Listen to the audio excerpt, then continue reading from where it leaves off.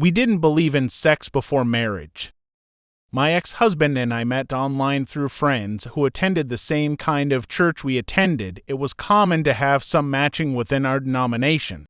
As we were in our late 20s and ready to settle down, he was cute, we liked the same things, and more importantly, we had the same religious values, or so I thought. We dated for a few months, and once we agreed we wanted the same things out of life, we met in person, spent time at each other's churches, and ultimately decided we wanted to start a life together. Mind you, my previous religious convictions were no stranger to swift engagements because we didn't believe in having sex before marriage. Neither of us were virgins, but we had both converted, and we both wanted to wait for marriage this time around, or so he told me, and they view love as something you learn along the way, rather than taking the time to build it before marriage. Okay, so within 9 months, we have our wedding. It was small and quaint, and I was so excited and happy.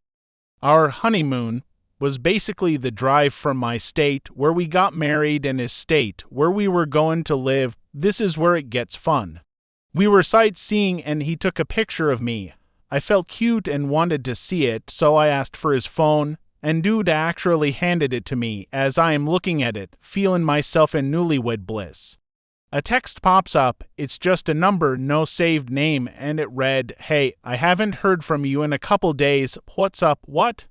So I start scrolling, and it was bad.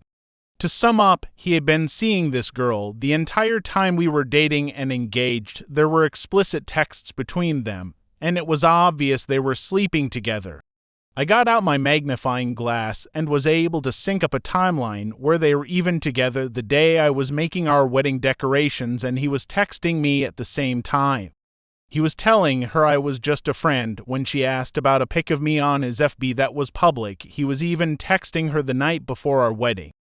I was in complete shock and totally heartbroken. We got to our hotel that night and I had to watch my brand new husband break up with his side chick via text, telling her he is married now, and see her respond, "It's that girl from the picture, you married her." I wish I could say I turned my ass back around and got the marriage annulled, but I didn't. I didn't feel like I could get divorced at the time, and I was stranded with no one in my corner. A few months after that, I found condoms in his car. When cleaning it out like a good housewife, he was awful. TBH, we were married for years before I started confronting him with the way he treated me. With the help of some friends I made after we moved out of state and went to a new kind of church, turns out he didn't like a wife who stood up for herself, and he left me. I was happy to see him go. Everyone in my new church supported me, since he left me with almost nothing. 2 months after he left, he knocked up a girl and proposed to her before our divorce papers were in. You can probably do the math on that one. That poor girl. As for me, I am happily working on myself and no longer allow douchebags into my life. Hair flip, never been happier. Story number 2. My husband cheated and is angry I divorced him.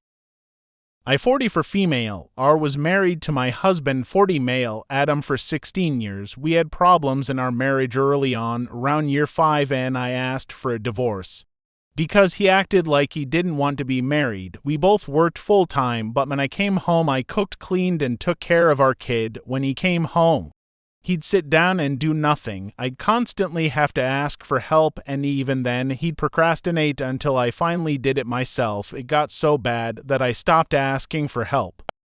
I found out I was pregnant and decided I'd rather be alone with 2 kids than stay with him. I asked for a divorce. He cried and said he'd do better and help me more.